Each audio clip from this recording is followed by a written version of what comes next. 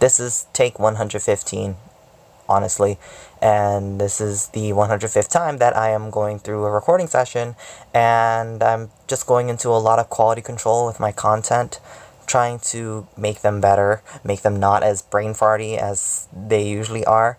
So I hope that this actually proves to be a lot better. This is going to be semi-scripted after the once we get to the Spirit Stone segment, just because after I talked about my stone setup, I completely forgot what I was doing after I got called up by like 15 people all at the same time. I'm popular and I'm not even sure why. But that's when I'll notify you that that was the 1 week break that I had to take from video recording. So I hope you guys enjoy what's coming up next.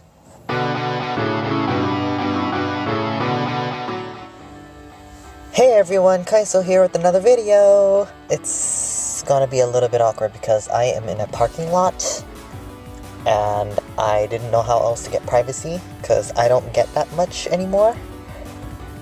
Not because I'm like famous or anything, but it's literally just because people in real life don't seem to leave me alone enough for a video recording where I can actually talk normally and not lower my voice. We're gonna go ahead and go into WDI Gerrard today. There's not much to update since I've just been trying to do the events going on, and Galaxy season is over right now. I got like 3 Mickeys. I got so lazy that I only got up to Platinum in the league, and I only got like, you know, the rewards that it has. I also got another journal.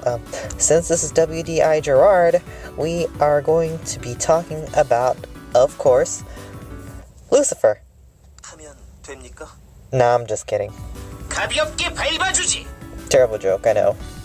Anyway, we're gonna go ahead into the formats. Active skill, passive skills, stone setup that I have right now, and possible stones that he can use.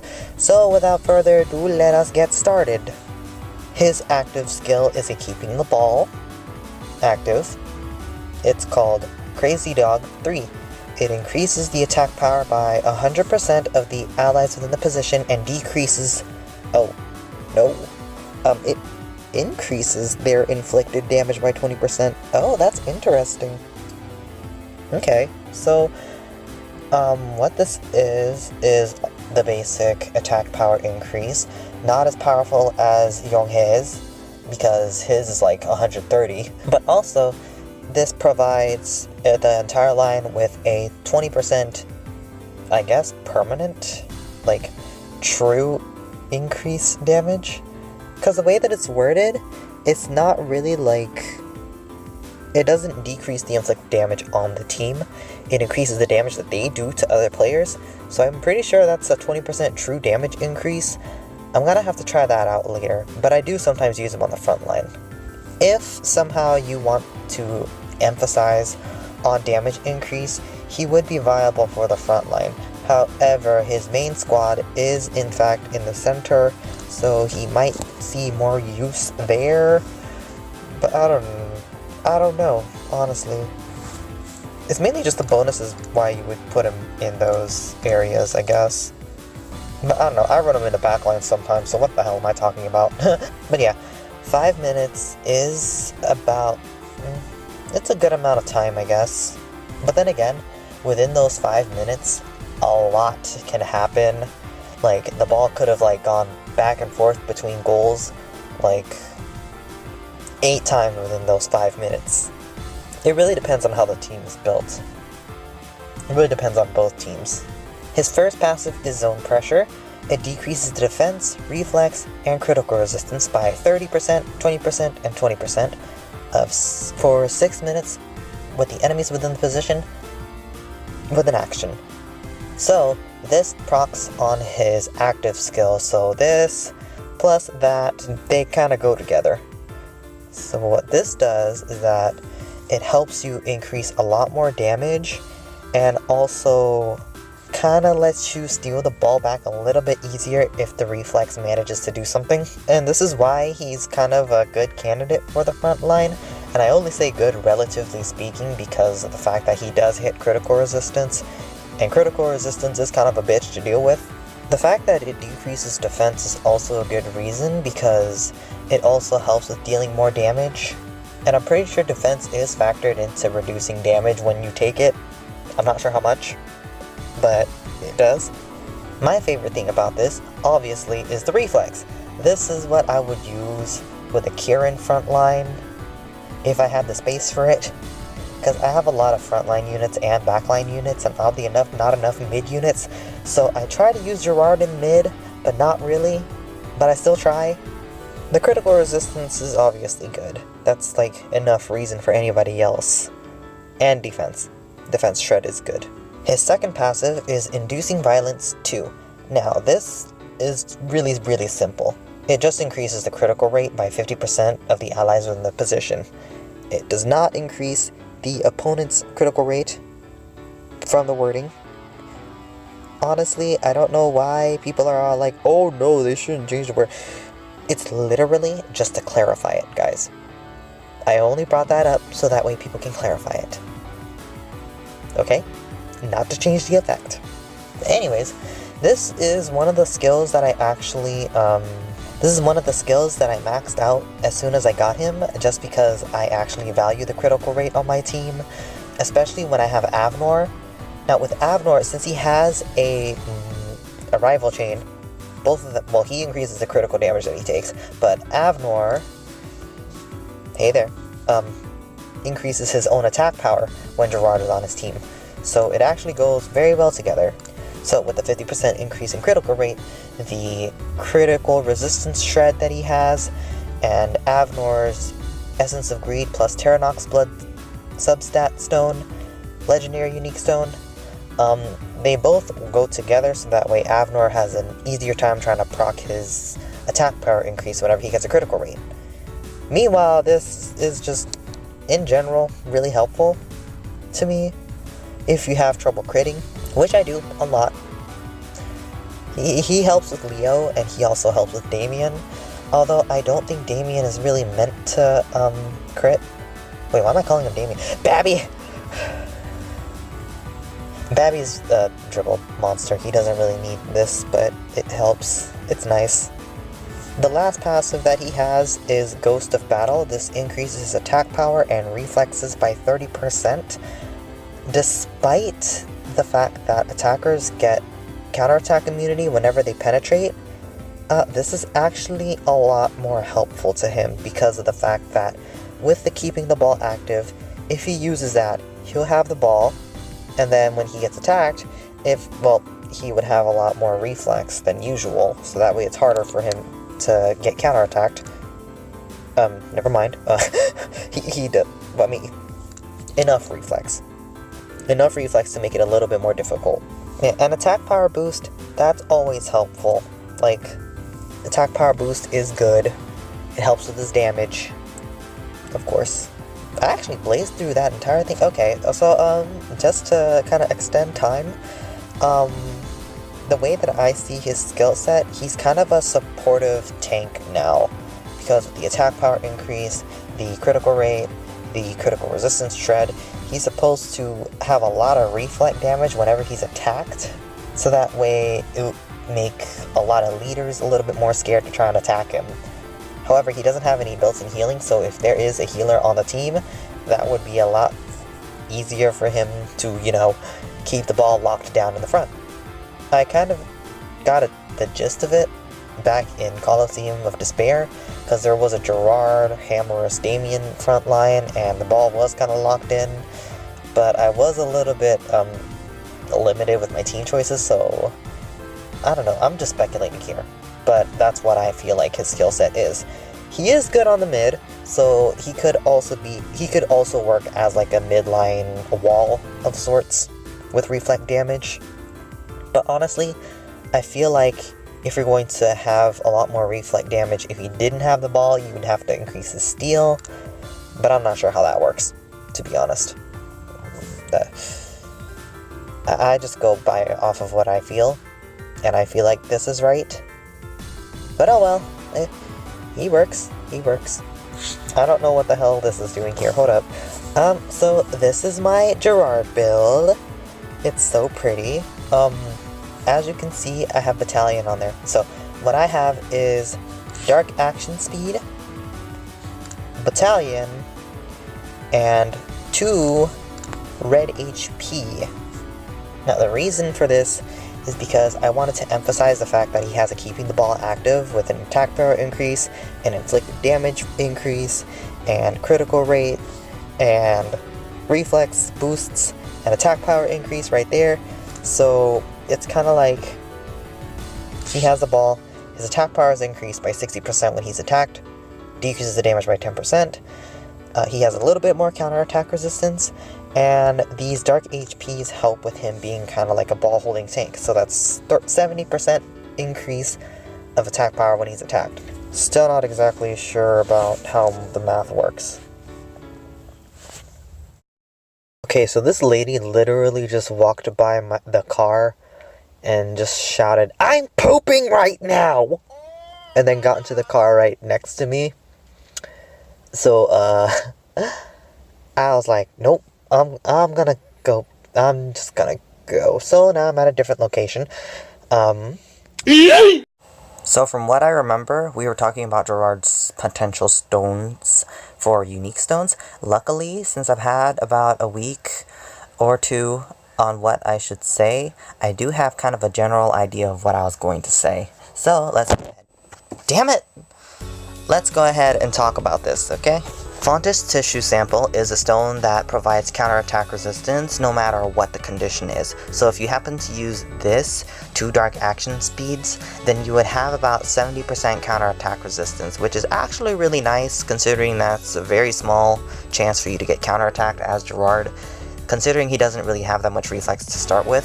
So I think that if you're going to be using him in the mid or in the front line, this would be a very good option. This is, for some reason, if you have him on the sides rather than in the center in terms of columns. So like to the left or right of the goalkeeper in terms of positioning, like left front, right front, or anything.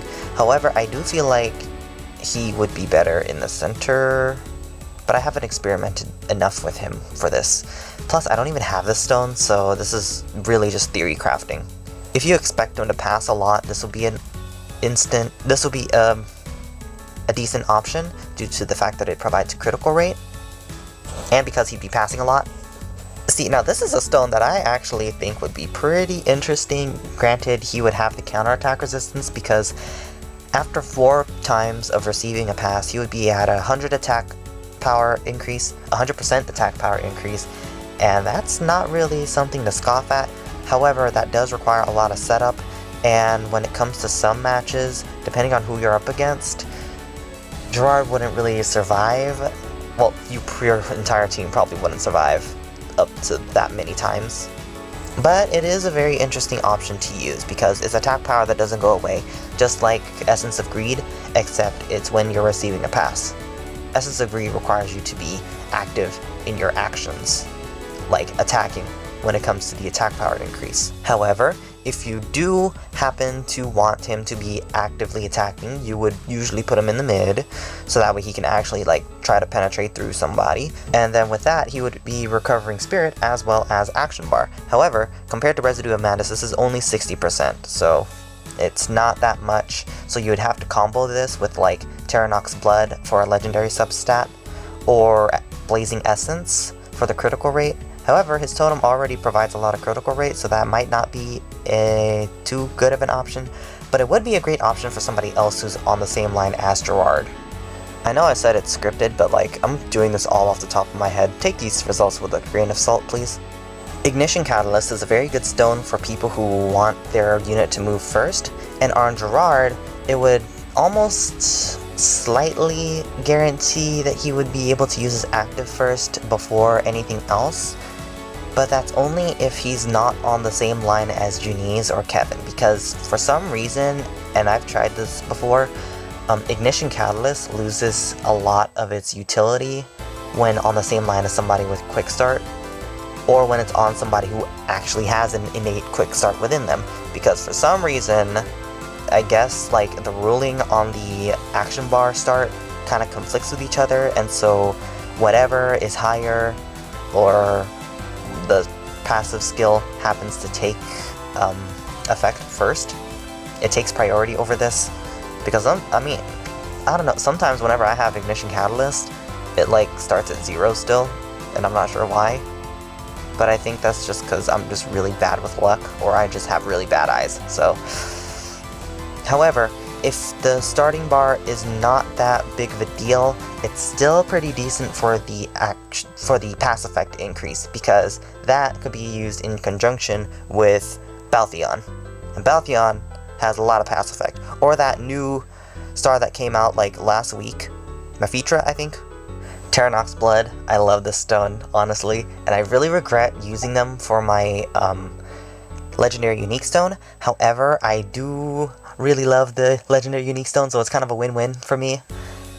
I'm gonna try and get another Terranox Blood because this was a really great stone for me due to the fact that the people that I used it on had a really high critical rate, barring Choi. Choi is better off with Essence of Greed, I think. I don't know. Well, pro players wouldn't use that, but since Terranox Blood is with a critical hit and increases his critical rate by 30%, the thing with this is that he would be getting a 75% increase if he gets attacked 3 times and scores a critical hit, and since he has a totem that provides himself 50% critical rate, you could probably stack on a lot more critical rate onto him, so that way he'd be able to, you know, crit more, and then get the attack power boosts a lot more.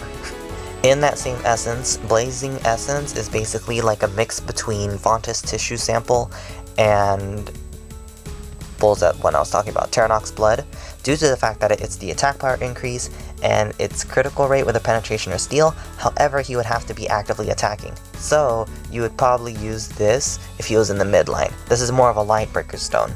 I honestly wanted to use Crystallized Crimson Jade on him, just because his active already provides damage reduction, if I remember correctly. I don't know, I haven't checked recently, but also because it decreases the damage from penetrations or steals by 25%, and I believe that with someone with a Keeping the Ball active, especially one that also decreases damage, I think that this would be really, really useful. Which is why I'm also thinking maybe I should make Battalion Crystallized Crimson Jade for my next Legendary Unique Stone. However, that's gonna take a while. It's gonna take a long ass time. But I'm not sure if it should be Battalion or Fontis Tissue Sample with Crystallized Crimson Jade. I'm not sure. I feel like the reflex would kind of defeat the purpose of the... Well, actually, no. Never mind. But yeah, I'm just thinking about it. If you're really desperate, Dense Magma could be just... I'm sorry, I can't say that with a straight face. I'm sorry. I believe that this would be kind of useful if he's on the left or the right, or if you happen to have Balthion in the center, in the front line, like in the SS position, right in front of the goalkeeper, where Janice should be. But at the same time, I don't really like this stone just because it's decreasing the incoming damage by 15% with an attack, compared to 25% from every other stone. I just don't really like it. But if you really want the substat, it's pass effect by 16% on the vertical line, so you can put that on a Legendary Unique Stone, put it on somebody else. This looks like it would be a fun one. Honestly, I kind of want to put this on for, like, I kind of want to put this with the Crystallized Crimson Jade substat, and then put him in the front so that way he can co-op a lot more, kind of like Yonghae. If you happen to re-roll Gerrard, I feel like Shaking Heart of Thunder could be a good use, just because it's critical damage and critical rate. However, in my experience, it's not too influential, but if you feel that it does make a lot of a difference, then go ahead and use this stone, because in general, it's a very good stone to use. Kind of in that same vein, I feel like Flight of Neo-Human could be useful, but not entirely. If you happen to run him in the backline like I do, then yeah, you could probably use this. If you also happen to get a green slot, I feel like Protection of Mother Earth could be useful, just because it's more decreased damage, and because this with Crystallized Crimson Jade, or Dense Magma, maybe not Dense Magma, never mind, but with, like, you know, some other goalkeeper kind of thing, or other stone that decreases damage, this would be useful if he's going to be blocking the ball in the front or the mid. That's about it. I've actually seen some people use Windcaller on units that aren't strikers.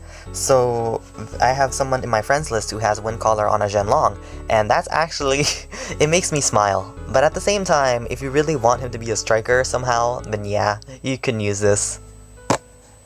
Gerrard striker, anybody?